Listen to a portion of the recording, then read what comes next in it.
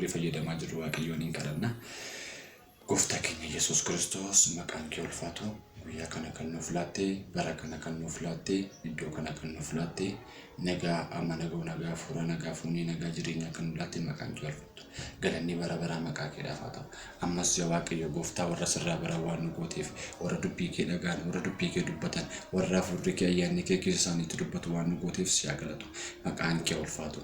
Ammas yeroo nu dhaga'uudhaaf argamne kanatti waaqarraa hafuurri kee inni nama barsiisu inni dhugaa nama hubachiisu maqaa Yesuus Kiristoosiin jireenya keenyatti dubbatu sammuu keenyatti dubbatu yaada garaa keenyaatti haasa'u ilma kee Yesuus Kiristoosiin si haa galatu. Macaafni qulqulluun ofii isaatii waan nutti haasuuf kabajame ilma kee Yesuus Kiristoosiif jettee ameen. Tole dubbii sagalee Waaqayyoo keessaa iddoo tokko nan dubbisa isa booddee yeroo murtaa'eef walii wajjin ilaallama. Akkuma beekamu mana barumsaa keessatti doormii keessatti waan ta'aa jiruu fi tarii namoonni dhufuu danda'u waan ta'eef yeroo keenya eeggachaa kan dubbadhu ta'a. Ulfinni maqaa Waaqayyoodhaaf haa ta'u. Ibroota boqonnaa 2 lakkoofsa tokko kaasinan dubbisa. Kanaafis nuyi karaa irraa akka hin gorreef dubbii isa dhageenye kana caalchifnee yaadaan duukaa bu'uun hin barbaachisa. Sagalee akkas jirurratti walii wajjin ilaalla. Dubbii isa dhageenye kana yaadaan duukaa bu'uun. Akkas kan jedhuuf keessatti yoo dubbanne gaarii ta'e natti mul'ata. Dubbii isa dhageenye kana yaadaan duukaa bu'u. Mee ofii keessatti akkas dubbadhaa yaa lubbuu koo ofii jedhame dubbii isa dhageesse kana yaadaan duukaa bu'edha. Haa ta'u akkasumas gaafa dubbadhu kana dubbii dubbadhe kana duukaa yaadaan dhabu'a. Tole dubbii kana ergaan kun ergaa Ibrootaati. Ergaa Ibrootaa kana namni barreesse ammanatti wanti macaafa qulqulluutti qabaluudha jedhamee barreeffamee hin jiru. Isa kanaaf kana keessa galee baay'ee isaan dubbadhu. Gabaabatti waan dubbachuu barbaadu waan isiniif dubbadha. Ulfinni maqaa Waaqayyoodhaaf haa ta'u. Maal argina kutaa kana keessatti namoonni Waaqayyo wajjin bu'uun isaanirra akka inni jiraatu dubbii waa'ee Waaqayyoo kanaan dura akkamitti akka inni dubbatamaa ture yeroo gara boodaatti immoo Waaqayyo waa'ee ofiisaatti akkamittiin akka inni dubbate kutaa kana boqonnaa tokko kaasnee yoo ilaallu maal jedha bara duriitti Waaqayyo si'a baay'ee karaa garaa garaatiin ilmaan namootaatti dubbateera. Karaa abbootaa dubbateera, karaa raajotaa dubbateera, kallattii garaa garaatiin yeroo gara duriitti Waaqayyo ilmaan namootaatti dubbateera. Yeroo gara dhumaa kanatti immoo karaa ilma isaa Yesuus Kiristoosiin Waaqayyo nutti dubbateera. Yesuus Kiristoos Waaqayyo abbaan kallattii garaa garaatiin namootatti dubbachaa kan ture gara yeroo gara dhumaa kanatti immoo yookaan yeroo nuun keessa jirru kanatti immoo karaa ilma isaa Yesuus Kiristoosiin akka inni ilmaan namootaatti dubbate isa kana boqonnaa tokko kaasnee ilaalee argaa dandeenya. Egaan boqonnaa 2 keessatti wanti inni dubbatu namoonni hundumtinuu dubbii isa dhaga'an kana duukaa yaadaan sababii maaliitiif namoonni baay'een yeroo itti Waaqayyo kallattii garaa garaa dubbachaa ture. Fakkeenyaaf seera ba'uu keessatti yoo ilaalle Waaqayyo gaafa inni kallattii bara duriitti Waaqayyo kallattii garaa garaa dubbachaa tureera jedha macaafa kana keessatti barreeffamee waan jiruuf akkuma nama dubbadhee yeroo Waaqayyo kanaan dura dubbachaa ture bara durii keessatti jechuudha. Fakkeenyaaf yeroo Waaqayyo karaa Musee dubbachaa ture Waaqayyo wanta inni Museetti dubbate namoonni baay'een dhaga'anii duukaa bu'anii turan. Garuu namoonni baay'een dhaga'anii duukaa bu'an kun wanta Waaqayyo karaa Museetti dubbate kana dhaga'anii duukaa deemaa hin hafu. Utuu dhaga'anii deemanii baay'een isaanii irratti gunguman, utuu dhaga'anii deemanii baay'een isaanii Waaqayyo irratti Musee irratti wantoota garaa garaa godhanii jireenyi isaanii yeroo inni karaa irratti jedhaa fi hin argine. Isa kanaaf Waaqayyo maal ittiin jedha iddoo kanatti yaa obboloota koo ittiin jedha waan dhageessan kana dubbii dhageessan kana dubbii baratan kana yaadaan duukaa bu'aa. Sababiin isaa seera ba'uu keessatti akka nama dubbadhee namoonni dubbii Waaqayyo karaa Museetti dubbatee dhaga'anii biraa hafan namoonni wanticha Waaqayyo sanitti dubbate raawwachuu dadhaban yaada Waaqayyo ajjeet barbaade irra deemuu dadhaban wanta Waaqayyo isaaniif kaayyeesse wanta Waaqayyo isaaniif yaade iddoo Waaqayyo isaaniif akeeke sana gahuu hin dandeenye. Sababii kanaatiif namni warri kiristaanonni arra biyya lafaa kanarra jiraachaa jiru yaada Waaqayyo waa'ee keenyaaf karoorse sana duukaa buunee hin dandeenyu yoo ta'e warra Waaqayyo itti gaddee bara sana lafa onaa irratti dhuman akkasumas warra Waaqayyo itti gaddee jireenya sanaaf hin ta'in otoo hin ta'in afan taana jechuudha. Isa kanaaf Waaqayyo maal jedha iddoo kanatti karaa dubbii sagalee isaatii gaafa dubbatu kanaaf nuyi karaa irraa akka hin gorreef dubbii isa dhageenye kana caalchifnee yaadaan duukaa hin buuna. Haleluuyaa. Kanaaf nuti maal akka hin taaneef karaa irraa akka hin gorreef biyya lafaa kanarratti wanti karaa irra nama gorsu baay'eedha. Foonni keenya karaarraa akka nu gorru barbaada. Yaadi keenya karaarraa akka nu gorru barbaada. Qabeenyi hiriyummaan wantoonni hedduun wantoonni jireenya namaatiif laataman hedduun isaanii akka namoonni karaarraa goraniif wantoota namarratti dhiibbaa gaggeessanidha. Garuu akka namni karaarraa hin gorreef wanti jireenya namaa keessa ta'e yeroo hundumaa hojjetu maali? Kiristoos Iyyasuus hafuura isaa isa namaaf kenne sana duukaa bu'uudha. Ulfinni maqaa Waaqayyoo. Hafuurri Yesuus Kiristoos yeroo hundumaa keessa keenya hojjechaa jiraannaan nuti wanti karaa irraa nu kaachisu karaarra nu kaachisu. Ulfinni maqaa Waaqayyoo. Egaan akka karaa irraa hin kaanneef kiristaanni tokko maal gochuu qaba? Gaggabaabsee dubbadhaa. Tarii utuun dubbachaa jiru garanii wanta dubbachuu barbaadu barataan dhufeenyaanii adda kutuu koomannaa gaggabaabsee dubbadhaa. Tokko akka karaa irraa hin kaanneef kiristaanni tokko maal gochuu qaba? Kiristaanni tokko yeroo hundumaa kadhachuu qaba. Kadhachuu qabu dura Waaqayyo jilbeenfachuu danda'u jira. Namni utuu faarfatu kufuu danda'a. Namni utuu lallabuu kufuu danda'a. Namni utuu hojii garaagaraa hojjetu jireenya hafuuraatti kufuu danda'a. Namni garuu utuu dura Waaqayyo jilbeenfatee kadhatu hin kufu. Haalleluuyaa. Ulfinni maqaa Waaqayyoo. Kanaaf karaa irraa akka hin gorreef jireenyi keenya Waaqayyo irraa akka hin deebineef jilba yeroo hundumaa dura Waaqayyo jilbeenfatu qabaachuu danda'u nurra jiraata. Jilba jilbeenfatu. Hafuura Waaqayyoof jilbeenfatu qabaachuu danda'u jiraata. Inni kun maayini karaa irraa akka hin gorreef nu gargaara. Obboleessa obboleettii ko sittan dubbadha. Karaa irraa akka hin gorreef kan si gargaaru kana yeroo hundumaa jilba dura Waaqayyoo jilbeenfatu. Inni kan biraan macaafa qulqulluu dubbisuudha.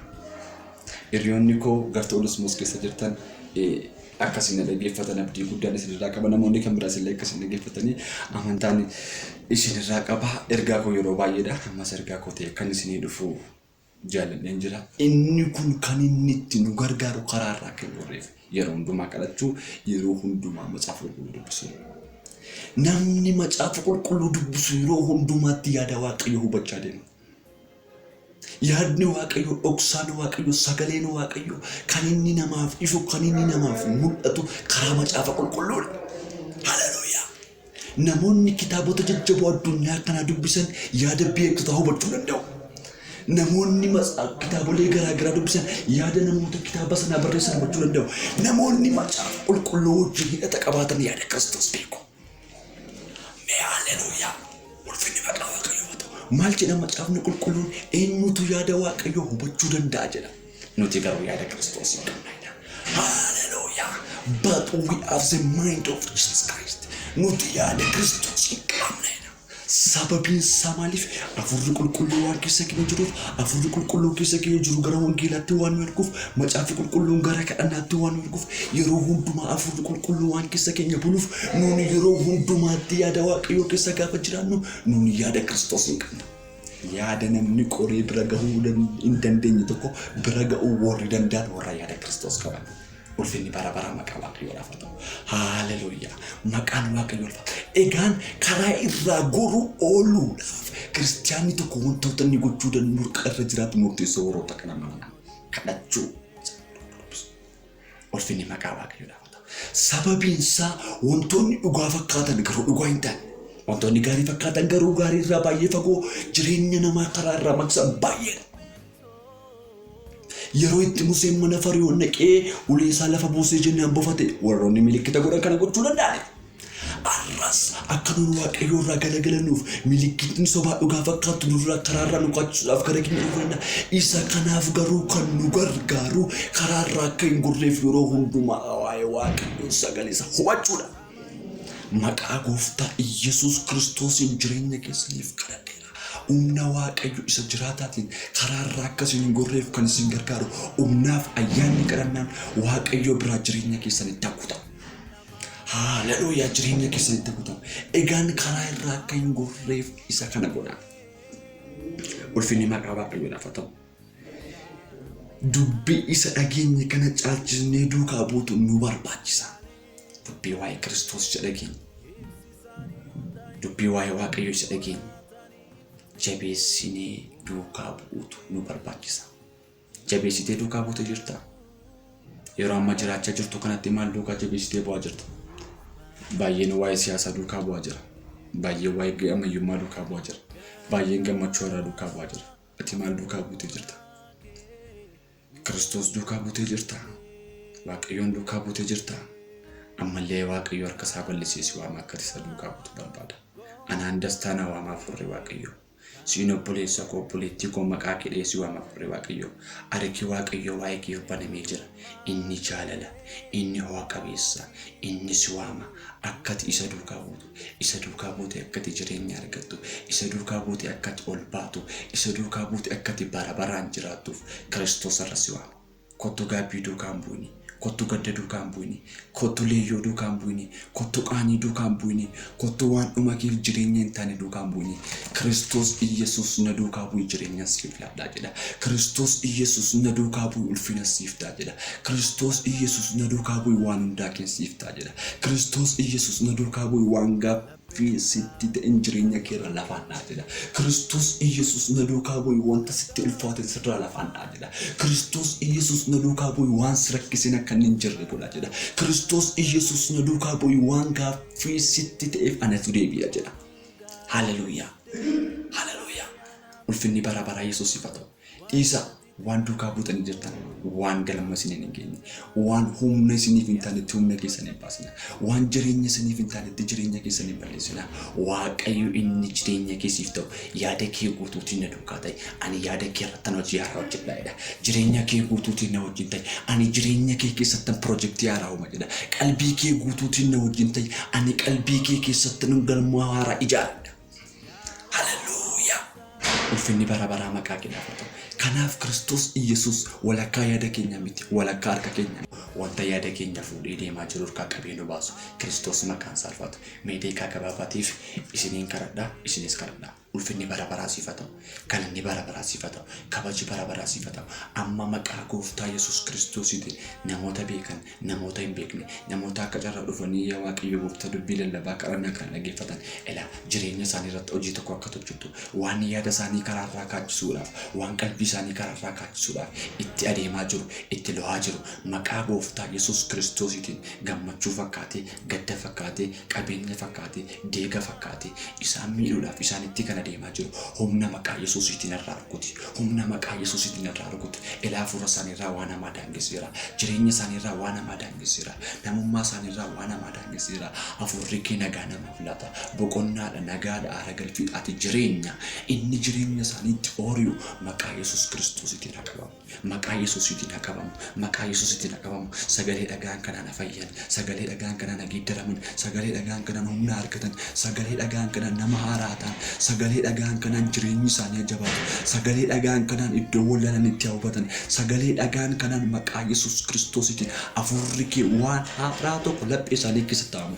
Halleluuyaa. Halleluuyaa. Halleluuyaa. Humni kee namoota hojii hojjetuuf waan qabuuf ulfaadhu. Sagalee isaa ergisee isaan fayyise. Boolla du'aa keessaas isaan baase jedha. Namoota du'itti manatti ijaarrate. Namoonni rakkoon manatti ijaarrate. Namoonni biyya lafaa seexanii manatti ijaarrate. Sagalee galgala kana dhagaaniin dargaggoota keenya irraa wanta maalii gamu. Maqaa Yesuusii wanta maalii gamu. Yaada isaanii irraa cubbuun diigamu. Yaada isaanii irraa fedha cubbuu diigamu. Yaada isaanii irraa kajeellaan biyya lafaa diigamu. Humni kee isaan irratti hamu. Hafuurri kadhannaan, hafuurri lallabaan, hafuurri faarfannaan dhaloota yuunivarsiitii Itoophiyaa guutummaa garaa garaa keessa jiran dargaggoota keenya hundaatti haguutamu. Maqaa Yesuusiin haguutamu. Sodaa kee jala akka jiraannuuf, siif akka waannuuf, hafuura kee keessatti akka bitamnee jiraannuuf nu gargaari. Hundaala diyaas mahakaatoora labaashiiti kaatoon heemaansee karoodiya. Maqaa Yesuusiin nu gargaari. Maqaa Yesuusiin nu gargaari. Maqaa Yesuusiin nu gargaari. Dukkanni hamaan dhaloota hin nyaatin. Dukkanni hamaan tajaajiltoota hin nyaatin. Dukkanni hamaan humna borii hin nyaatin. Dukkanni hamaan dhaloota borii hin nyaatin. Humna maqaa Gooftaa Yesuusiin daangaa kaira daangaa ta'u. Humna maqaa Yesuusiin